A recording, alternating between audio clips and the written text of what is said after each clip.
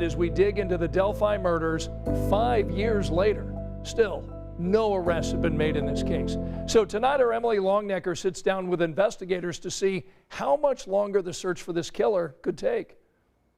Indiana State Police Superintendent Doug Carter says he himself gets 25 to 30 tips a week about the murders of Abby Williams and Libby German. Now, despite thousands of tips coming in to investigators in the past 5 years since the girls' murders, the killer has never been caught. We sat down with Superintendent Carter to ask him if that day would ever come. To the killer, who may be in this room, we believe you are hiding in plain sight. It's been nearly 3 years since Indiana State Police Superintendent Doug Carter looked into television cameras and said those chilling words to the person who killed Abby Williams and Libby German. Did you think the person was there that day? I thought there was a chance that he was, or in the air, or somewhere close by. And then these words from Carter just days before the 5-year anniversary of the girls' murders. He'll be watching this. What Carter couldn't say is who he is. Do you know the suspect? I wouldn't go that far. Or a definitive timeline for his arrest. What is a realistic timeline? I don't know. Only that investigators are working on it every single day, and Carter holds himself accountable for a conclusion being reached. It's certainly my intention that this case comes to some level of conclusion by the time Governor Holcomb's time's up, and that's very personal to me. But I also think it could be sooner than that. I do believe that I'll see it. I believe that I'll see it. Mike, Patty, and Becky, and Anna, and I mean, today could be the day. Those words, "today could be the day," are what the families of both Abby and Libby have told themselves for 5 years now, despite how much time has passed. But I still have great confidence, Emily, that we're going to be successful. And that's not just because I'm an optimistic guy.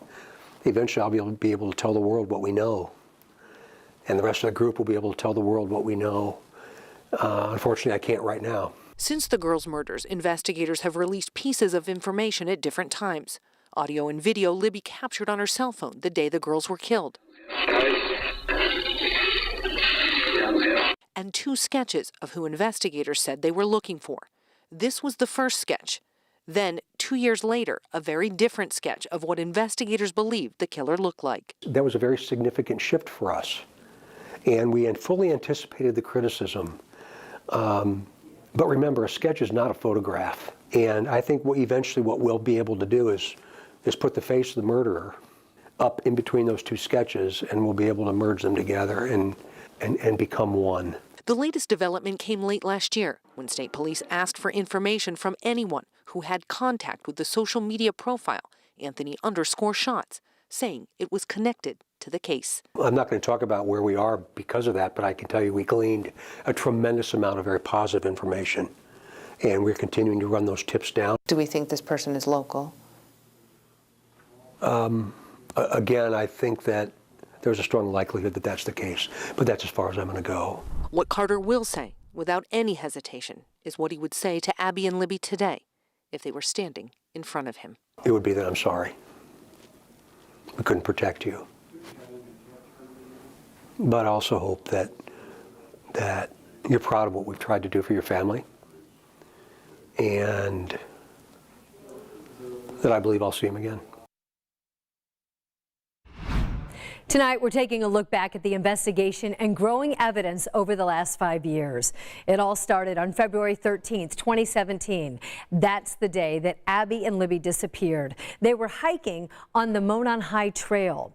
Searchers found their bodies the next day on Valentine's Day in a wooded area along the river. The following day, then, we got our very first look at the man in the blue jacket. A week later, police released another clue, this audio clip from Libby's cell phone.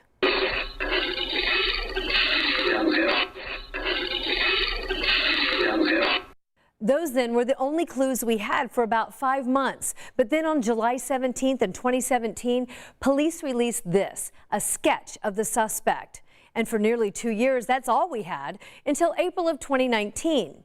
That's when Indiana State Police announced that they were moving the investigation in a new direction. And they shared just a few more seconds of that video that we've seen from Libby's cell phone. This is the video of the man in the blue jacket. And also they released a new sketch of the suspect.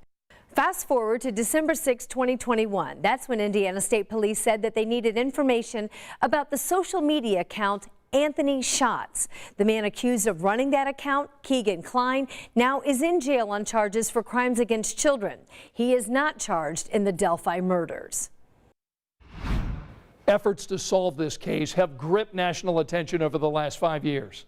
The families of Abby and Libby appeared on shows like Dr. Phil and Dr. Oz, pleading for information leading to an arrest. The popular podcast Crime Junkies covered this case, spreading awareness to thousands of listeners. Even local efforts have had a huge reach. Delphi native Brad Heath sells items on eBay.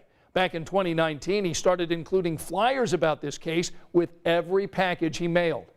There's also an app called Crime Door, using virtual reality to create the scene in hopes of offering a fresh perspective. We have all the available evidence gathered in one place for you tonight. You can take a look at the sketches, listen to the audio recording, and find the email address where you can send tips. You can find it all right now on the WTHR app. And that wraps up tonight's big story.